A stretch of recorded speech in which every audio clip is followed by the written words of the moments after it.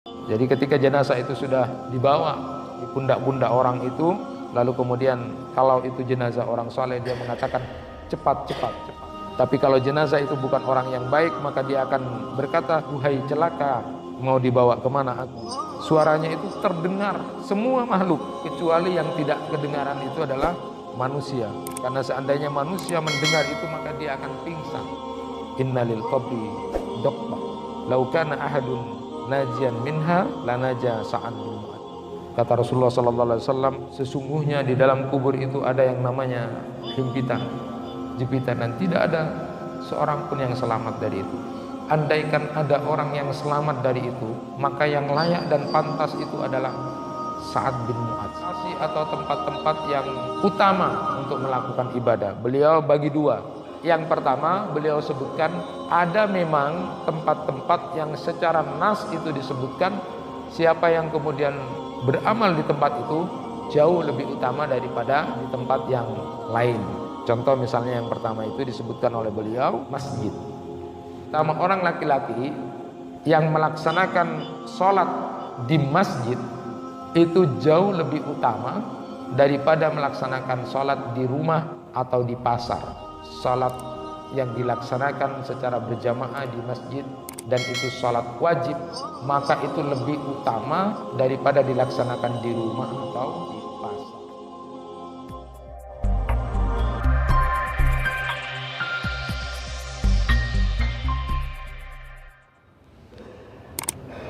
Assalamualaikum warahmatullahi wabarakatuh. Alhamdulillahi rabbil alamin. وبه نستعين على أمور الدنيا والدين أشهد أن لا إله إلا الله وحده لا شريك له وأشهد أن محمدا عبده ورسوله اللهم صل وسلم وبارك على نبينا محمد وعلى آله وأصحابه أجمعين أما بعد Ma'asyiral muslimin rahimakumullah, bapak-bapak, ibu-ibu, jamaah kuliah subuh yang dirahmati Allah. Kita akan lanjutkan kajian tentang amal-amal utama. Pada kesempatan pekan yang lalu kita sudah bahas bahwa Islam melihat tentang waktu-waktu yang utama, juga melihat tentang tempat-tempat yang utama. Maka kesempatan kali ini kita akan lanjutkan tentang tempat-tempat yang utama ketika kita melaksanakan ibadah. Jadi di samping melihat tentang waktu, Islam juga melihat tentang tempat-tempat yang utama dalam beribadah. Ada beberapa tempat yang secara nas disebutkan bahwa ketika seseorang beribadah di satu tempat, maka itu jauh lebih utama daripada dia kemudian melaksanakan ibadah di tempat yang lain. Oleh karena itu penting untuk kita sama-sama memahami tentang hal itu. Jamaah yang dirahmati Allah, saya ingin memulai tentang kajian ini dengan sedikit memberikan gambaran apakah satu tempat atau lokasi itu punya pengaruh atau kemudian utama daripada yang lain. Ada seorang yang bertanya kepada seorang syekh, ya. Dia bertanya, ada seorang yang berwasiat, kalau saya nanti mati, nanti kuburkan di sini. Apakah setiap wasiat dari orang yang mewasiatkan dirinya nanti kalau mati saya minta kuburkan di sini saja? Ada yang bilang saya minta kuburkan di sini saja. Apakah wasiat-wasiat seperti itu harus dilakukan oleh keluarganya kalau dia sudah memang meninggal? Maka kemudian Syekh itu menjawab, pertama, lihat dulu alasan kenapa dia harus memilih kuburan di situ misalnya. Kalau alasan-alasannya baik, masuk akal, dan itu bukan tempat yang tidak baik, atau taruhlah misalnya bukan pekuburan non muslim, maka bisa wasiat itu dilakukan. Yang kedua, lihat apakah itu menyulitkan atau tidak, pesan itu, wasiat itu menyulitkan atau tidak, pakai biaya besar atau tidak, maka lihat itu. Kalau ternyata nanti menyulitkan atau pakai biaya besar, maka tidak perlu untuk dilaksanakan wasiat itu. Itu jawaban dari Syekh ketika ditanya tentang apakah kita harus melakukan wasiat seseorang apabila dia meminta nanti kalau sudah mati dikuburkan di satu tempat tertentu. Nah, ma'asyiral muslimin rahimakumullah, di kitabnya Imam Al-Qurtubi itu, di At-Tazkirah, beliau menulis satu bab tentang memilih tanah untuk pemakaman diri. Jadi secara umum disebutkan di situ di mana saja kita dimakamkan, di mana saja kita dikuburkan, asalkan itu adalah tempatnya pekuburan orang-orang muslim, tempatnya kuburan orang-orang baik, maka itu sama saja. Itu yang disampaikan oleh beliau. Tetapi juga ada hal yang menarik di situ, disebutkan ada memang nas yang menyebutkan bahwa di satu tempat tertentu itu maka ada keutamaan kalau ditaruh atau dimakamkan di situ. Misalnya hadis Rasulullah SAW, man istata'a ayyamuta bil Madinah falyamut biha fa inni asfa'u liman mata biha. Barang siapa yang mampu untuk meninggal di kota Madinah, maka wafatkanlah di sana, karena aku akan memberikan syafaat, kata Rasulullah, bagi orang-orang yang meninggal dunia di Madinah atau di sana. Itu hadis riwayat Ahmad dan hadis riwayat At-Tirmizi.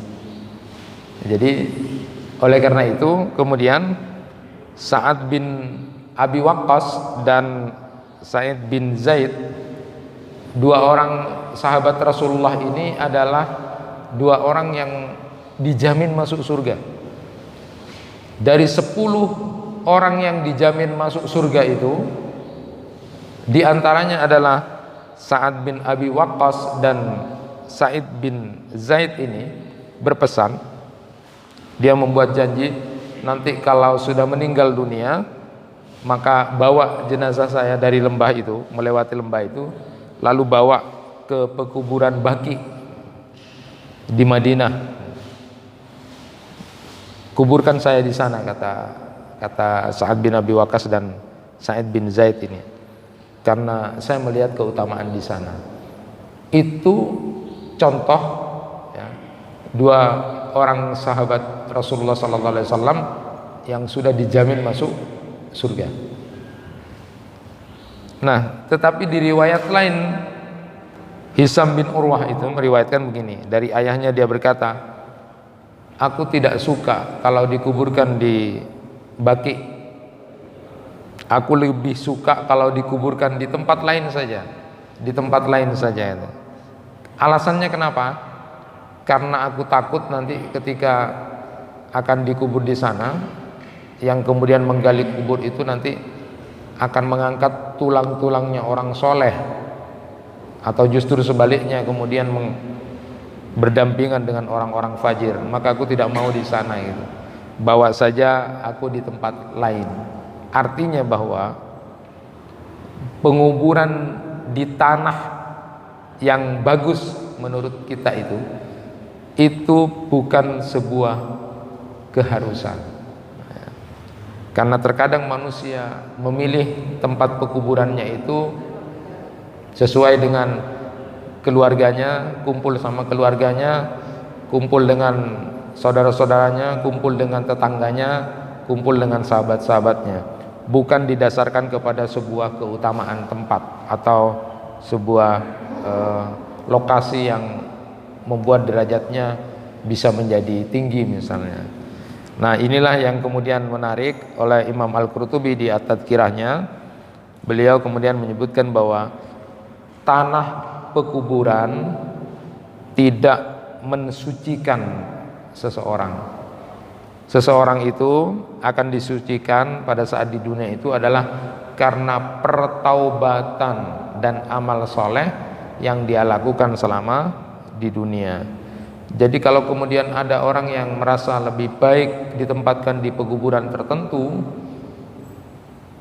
maka sesungguhnya itu tidak digantungkan kepada tanah tempat itu, tetapi digantungkan kepada amalnya, keutamaannya sendiri. Lalu kemudian karena dia ditempatkan di tempat yang baik, dia kemudian dilipat gandakan juga. Lalu timbangannya menjadi berat karena pertimbangan-pertimbangan orang itu sendiri. Itu yang disebutkan oleh Syekh Imam Al-Qurtubi di dalam kitab At-Tadhkirahnya. Nah, ma'asyiral muslimin rahimakumullah, sekedar kita mereview tentang masalah ini, bahwa memang kuburan itu adalah merupakan pintu gerbang menuju akhirat. Jadi perjalanan panjang kita sesungguhnya menuju akhirat itu dimulai pada saat kita masuk di alam barzah atau di alam pekuburan itu. Oleh karena itu Utsman bin Affan itu dikenal, dilihat oleh sahabat-sahabat selalu menangis kalau berada di pekuburan. Jadi habis mengantar jenazah, berdiri di samping kuburan itu, Utsman bin Affan selalu terlihat menangis. Jadi selalu terlihat menangis. Beda dengan kita, kadang-kadang mengantar jenazah sambil tertawa-tertawa itu ya, pulang juga tertawa-tertawa. Nah, Utsman bin Affan ini punya kebiasaan setiap mengantar jenazah itu berada di samping pekuburan, lalu kemudian menangis sampai kemudian basah jenggot. Lalu ada yang nanya sama Utsman bin Affan, "Tuhan, engkau dilihat kalau bahas masalah surga, bahas masalah neraka biasa saja itu, tapi kok setiap di pekuburan habis ngantar jenazah itu kenapa Tuhan selalu menangis begitu?" Lalu kemudian Utsman bin Affan menjawab, "Sebenarnya aku selalu ingat kepada sabda Rasulullah sallallahu alaihi wasallam, innal qabra awwalu manazil akhirah, fa in naja minhu fama ba'dahu aisaru minhu, wa illam yanju minhu fama ba'dahu asyad minhu." Qala wa sami'tu Rasulullah sallallahu alaihi wasallam yaqul, "Ma ra'aitu mandaran qat illal qabru afda'u minhu." Katanya Utsman bin Affan, aku ingat sabda Rasulullah sallallahu alaihi wasallam, sesungguhnya kubur itu adalah tempat permulaan di akhirat.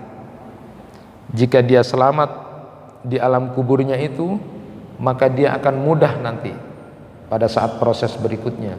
Tetapi sebaliknya, saat kemudian di alam kubur itu kemudian dia sudah mengalami kesulitan-kesulitan, siksaan-siksaan, sudah ada bayangan-bayangan yang tidak baik, maka akan lebih menyakitkan dan lebih menyulitkan nanti pada saat sudah selesai dari alam kubur itu. Itu yang disampaikan oleh Utsman bin Affan, mengingat apa yang disabdakan oleh Rasulullah sallallahu alaihi wasallam. Dan aku juga mendengar, kata Utsman bin Affan, Rasulullah sallallahu alaihi wasallam menyatakan tidak ada pemandangan yang lebih mengerikan kecuali kemudian pada saat di awal itu, yaitu di kuburan atau alam barzah yang merupakan awal menuju alam akhirat itu. Oleh karena itu Rasulullah sallallahu alaihi wasallam biasanya beliau selesai mengubur mayat atau jenazah, beliau berdiri sejenak, berdiri di situ, lalu kemudian berdoa memohonkan ampunan terhadap jenazah yang baru saja meninggal itu. Rasulullah sallallahu alaihi wasallam menyatakan, "Istaghfiru li akhikum wasalu lahu bitasbit fa innahu al-an yus'al."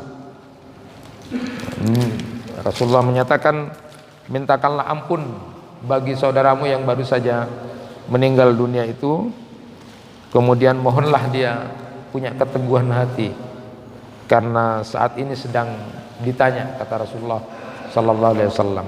Nah, ada juga hadis dari Abu Sa'id Al-Khudri itu, Nabi sallallahu alaihi wasallam bersabda, hadhil ummah tubtala fi kuburiha falaula ala tadafanu lada'utullah ayyusmi'akum min adabil qabri alladhi asma'u minhu, kata Rasulullah. Summa aqbala ala nabi wajhihi faqal ta'awwadhu billah min adabin nar, qalu na'udzu billah min adabin nar, faqal ta'awwadhu billah min adabil qabri, qalu na'udzu billah min adabil qabri. Rasulullah sallallahu alaihi wasallam bersabda, sesungguhnya umat ini akan diuji di dalam kuburnya. Seandainya bukan karena kalian saling menguburkan antara satu dengan yang lainnya, niscaya aku berdoa kepada Allah agar kalian mendengar apa yang kemudian terjadi di alam kubur itu, seperti yang aku dengar, kata Rasulullah sallallahu alaihi wasallam. Kemudian beliau berbalik menghadap kepada kami, kata para sahabat, lalu kemudian beliau menyatakan, berlindunglah kepada Allah dari azab neraka.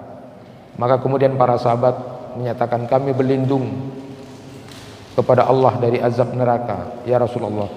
Kemudian Rasulullah perintahkan lagi, mohonlah perlindungan kepada Allah dari azab kubur. Lalu kemudian mereka menjawab, kami memohon perlindungan kepada Allah dari azab neraka.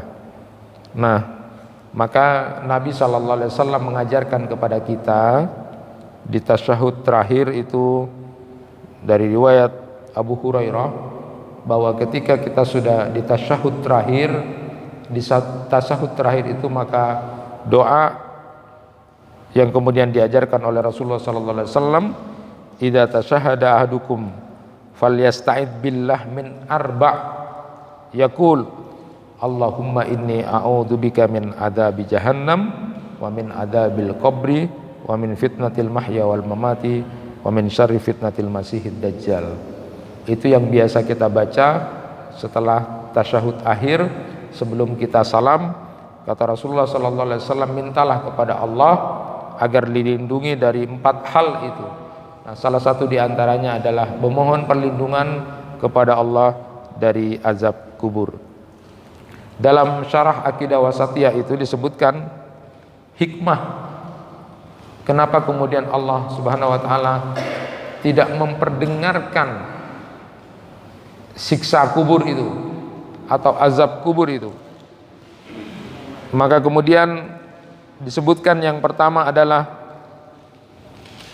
untuk menguji keimanan, untuk menguji keimanan kita.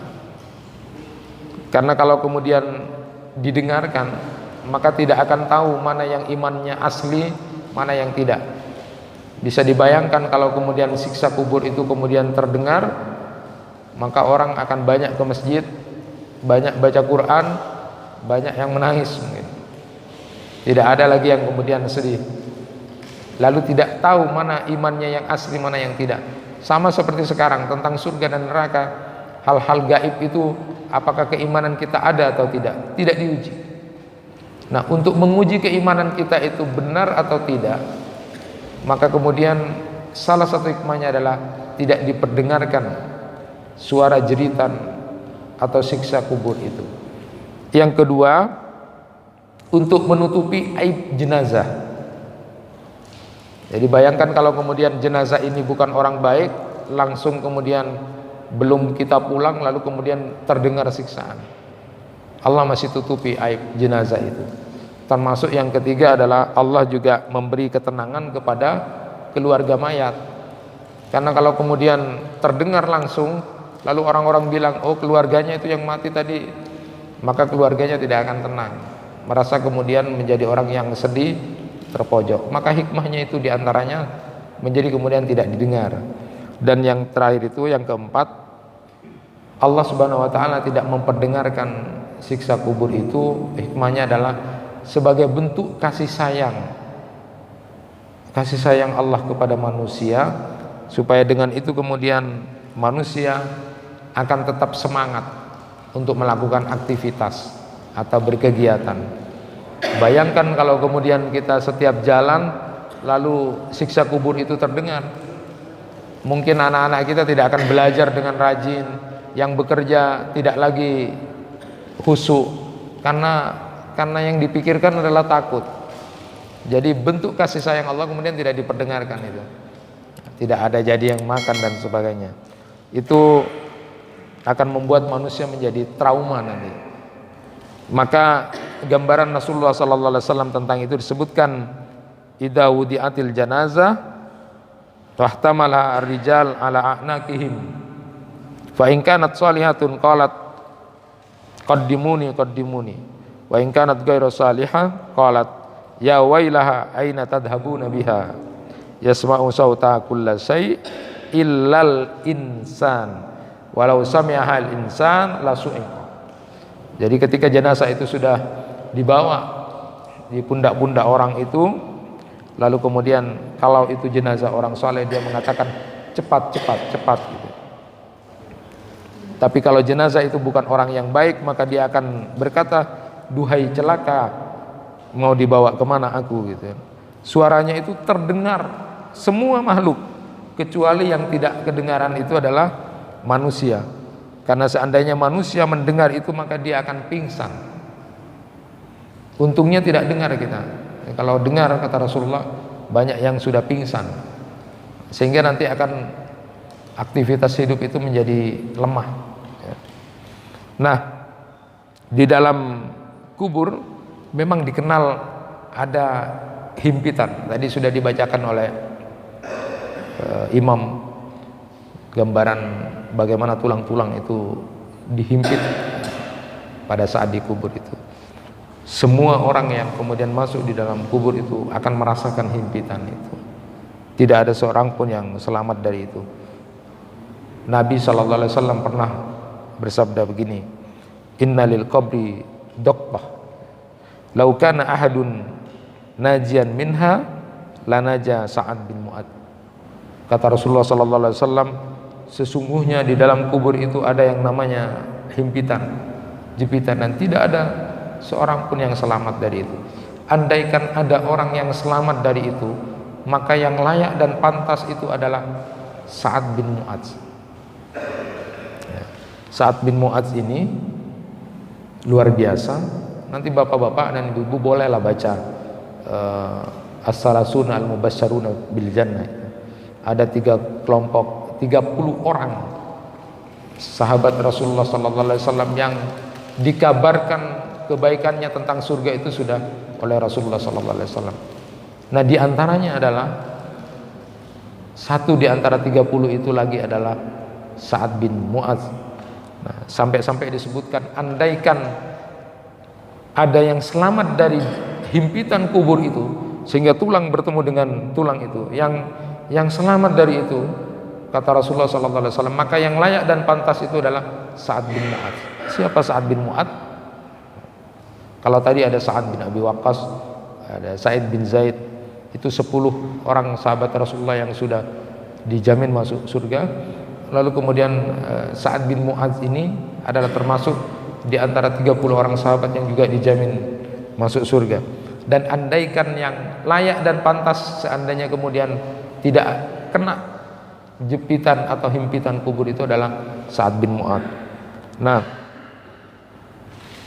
itu disabdakan oleh Rasulullah SAW, lamadil Sa'ad bin Mu'adz fil jannah khairun min hadza. Kata Rasulullah SAW, sungguh sapu tangan Sa'ad bin Mu'adz ini di dalam surga itu lebih baik daripada ini. Ditunjukkan, Rasulullah menunjukkan sutra pada waktu itu. Dan ada orang Ansar yang menyatakan ketika Sa'ad bin Mu'adz itu meninggal, aras berguncang gitu, seolah-olah berguncang dari saking penghormatan yang luar biasa. Kita membayangkan hal-hal semacam itu. Jadi ada orang-orang yang kemudian populer di dunia, tapi di alam akhirat tidak ada yang tahu itu, tidak dikenal. Tapi ada orang yang di dunia biasa saja tidak populer, tidak biasa saja, tapi di alam sana luar biasa terkenalnya. Nah, orang-orang seperti ini luar biasa. Oleh karena itu sering saya sampaikan bahwa tidak boleh kita menghina atau merendahkan siapapun, karena Allah Subhanahu wa taala juga menyembunyikan kekasih-kekasihnya. Barangkali ada di orang ini, ada di orang ini. Maka antara kita tidak boleh saling merendahkan dan menjatuhkan. Ini sedikit gambaran tentang lokasi atau tempat punya pengaruh atau tidak. Tadi dilanjutkan dengan gambaran bermuhasabah tentang masalah awal menuju alam akhirat. Nah, sekarang saya lanjutkan. Syekh Ibrahim Ar-Ruhaili itu kemudian sedikit memberikan gambaran tentang lokasi atau tempat-tempat yang utama untuk melakukan ibadah. Beliau bagi dua. Yang pertama, beliau sebutkan ada memang tempat-tempat yang secara nas itu disebutkan siapa yang kemudian beramal di tempat itu jauh lebih utama daripada di tempat yang lain. Contoh misalnya yang pertama itu disebutkan oleh beliau masjid. Jadi orang-orang laki-laki, terutama orang laki-laki yang melaksanakan sholat di masjid itu jauh lebih utama daripada melaksanakan sholat di rumah atau di pasar. Sholat yang dilaksanakan secara berjamaah di masjid dan itu sholat wajib, maka itu lebih utama daripada dilaksanakan di rumah atau di pasar. Saya bacakan hadis Rasulullah SAW. Salatul rajul fil jamaah tuda'afu ala salatihi fi baitihi wa fi suqihi khamsan wa isrina di'fan.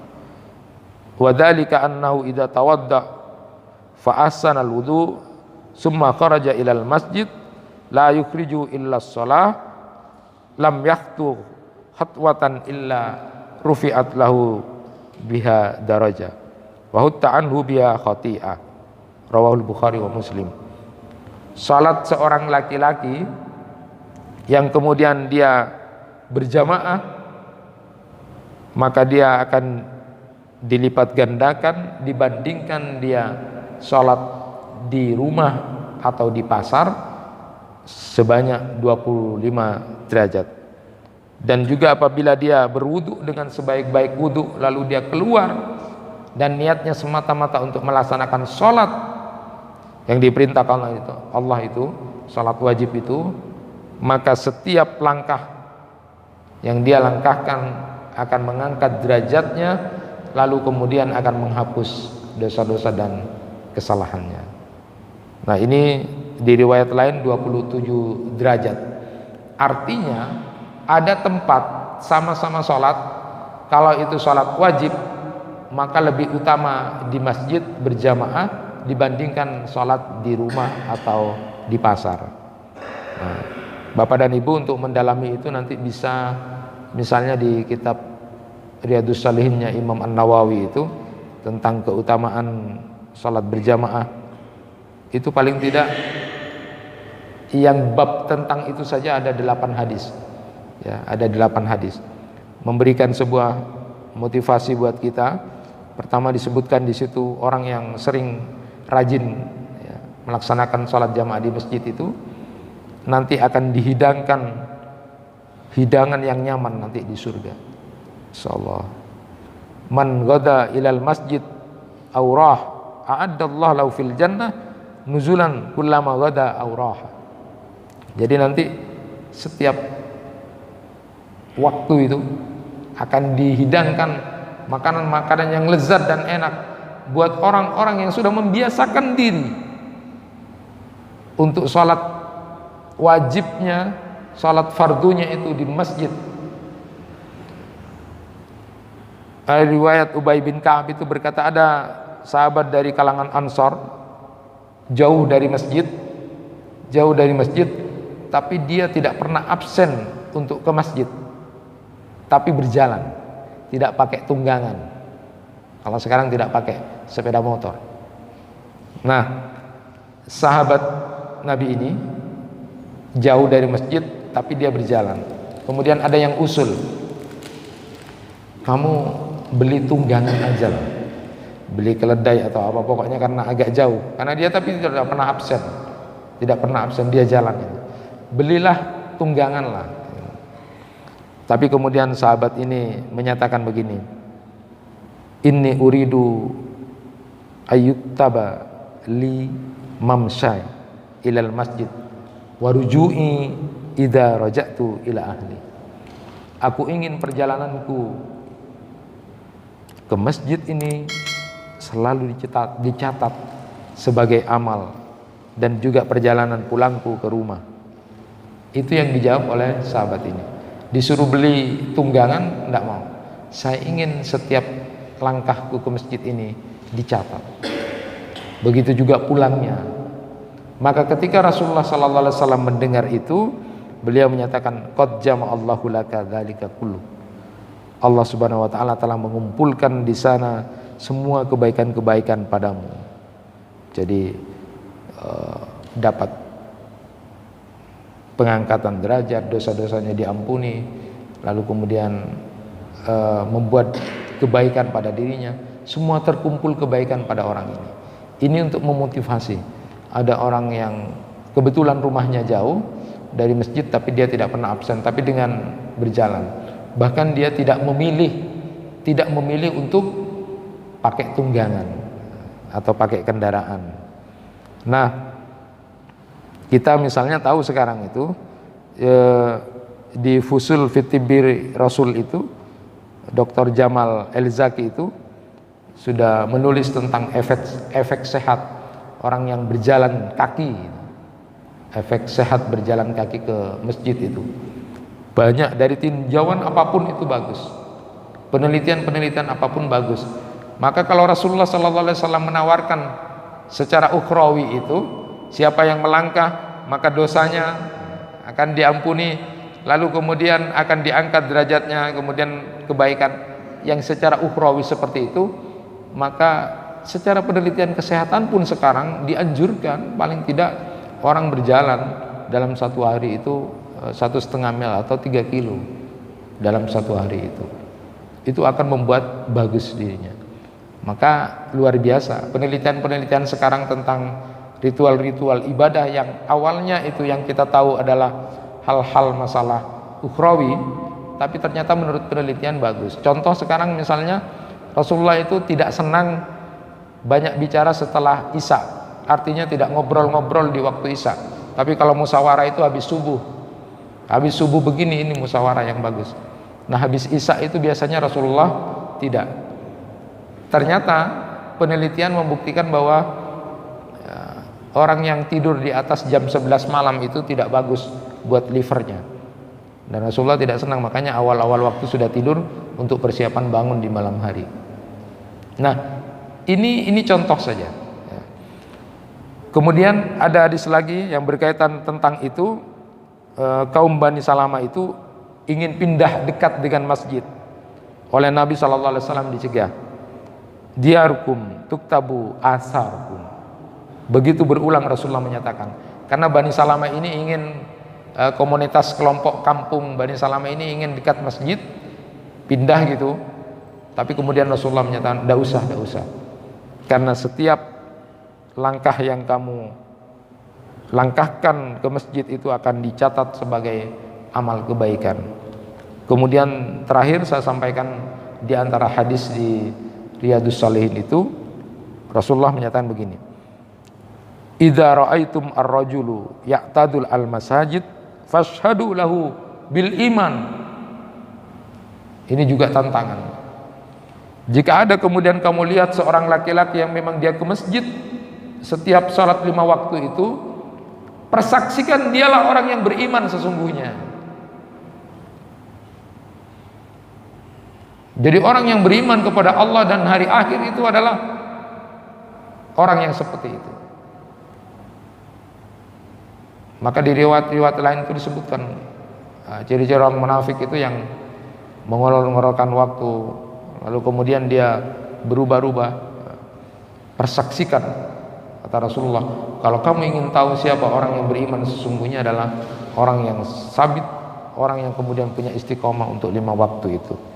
Nah, hadirin yang dirahmati Allah, sekedar ingin menyampaikan bahwa kalau artinya itu salat jamaah di masjid itu lebih utama dari di rumah atau di pasar, maka itu artinya kita harus salat di awal waktu, ya, di awal waktu. Jangan sampai kemudian tidak di awal waktu. Kenapa? Karena ada di dalam Al-Quran itu disebutkan tentang istilah ghayyun. Ghayyun itu adalah orang yang mengalami kebinasaan, kehancuran, dan itu disebutkan buat orang yang sholat. Ternyata Ibnu Abbas radhiyallahu anhu itu menyatakan bahwa yang dimaksud dengan goy itu bukan meninggalkan sholat secara total, tapi orang yang suka memolor-molorkan waktu sholatnya sampai waktu berikutnya, dia akan mendapatkan goy. Satu lembah di neraka namanya goy, adalah orang-orang yang memolor-molorkan waktu sampai kemudian mau datang waktu berikutnya. Contoh misalnya, belum sholat asar dan sholat asarnya jam 5:15, maghrib sudah tinggal 10 menit. Tidak sholat duhur, sudah asar tinggal 10 menit dia sholat. Memang sah sholatnya secara fikih. Tapi perilaku yang suka memolor-molorkan waktu ini, dia akan mendapatkan goy. Dan bisa dibaca nanti di Quran surat Maryam ayat 59. Fakhalafa min ba'dihim khalfun adaa'us salata wattaba'us shahawat fasawfa yalqauna ghayya. Itu ada orang-orang yang melakukan hal semacam itu. Jadi bukan meninggalkan sholat, tapi dia memolor-molorkan waktu salat, punya kebiasaan begitu, maka dia nanti akan dapat goy. Rasulullah SAW, para sahabat sudah berjuang untuk Islam ini, lalu kita masuk Islam ini dalam keadaan yang sebenarnya tidak susah, tetapi kemudian kita akan sia-siakan salat, naudzubillah. Nah, jadi tempat yang utama itu adalah di masjid buat orang laki-laki untuk melaksanakan salat, jauh lebih utama daripada di rumah atau di pasar. Itu untuk salat wajib. Tetapi untuk salat-salat Sunda, maka diutamakan salat di rumah, kecuali salat yang memang ditunjukkan untuk di masjid seperti tahiyatul masjid. Yang kedua, kemudian disebutkan di situ keutamaan mendirikan salat di masjid yang lebih utama dibandingkan masjid yang lain. Disebutkan misalnya adalah Masjidil Haram, kemudian Masjid Nabawi, lalu kemudian Masjidil Aqsa dan Masjid Quba. Nah, itu kita sudah paham pertama bahwa di Masjidil Haram Rasulullah SAW bersabda, "Salat fi masjid hadza khairun min alfi shalah fi ma siwa illal Masjidil Haram." Jadi, salat di masjidku ini, di Masjid Nabawi di Madinah, lebih baik dari 1000 kali salat di masjid lain kecuali Masjidil Haram. Jadi berdasarkan hadis itu bahwa tampak bahwa orang yang salat di Masjidil Haram itu adalah 100.000 kali lipat di masjid yang lain. Kemudian di Masjid Nabawi tadi sudah dibacakan hadisnya, siapa yang salat di Masjid Nabawi itu maka dia lebih baik dari 1000 kali salat di masjid yang lain. Kemudian di Masjidil Aqsa, karena itu adalah masjid yang diberkahi, ya. Tentang ayat Isra dan Mi'raj itu, ya, kita sudah tahu. Nah, kemudian di Masjid Quba, ya, dari Sa'al bin Hanif radhiyallahu an bahwa Rasulullah SAW bersabda, barang siapa yang keluar masjid ini, yakni Masjid Quba, lalu salat di dalamnya, maka pahalanya seperti pahala umroh. Nah, ini memang ditunjukkan lebih utama. Nah, kemudian yang kedua, kata beliau Syekh Ibrahim Ar-Ruhaili, ada memang tempat-tempat yang disebutkan oleh Nas yang memang itu adalah mulia dan utama tempat itu. Yang pertama adalah Makkah, kemudian Madinah, lalu kemudian negeri-negeri Sam. Nah, ini sedikit saya sampaikan bahwa ini adalah negeri-negeri akhir zaman nantinya. Jadi sudah disebutkan bahwa Makkah itu adalah tempat yang utama, di seputar Ka'bah itu juga adalah tempat-tempat yang mustajabah untuk kita berdoa, berzikir kepada Allah Subhanahu wa taala, jauh lebih utama daripada yang lain. Karena memang ada nas yang menunjukkan bahwa itu adalah tempat yang mulia dan tempat yang utama. Begitu juga dengan di Madinah, negeri yang baik, di mana di sana juga ada Masjid Nabawi, ada Masjid Rasulullah sallallahu alaihi wasallam.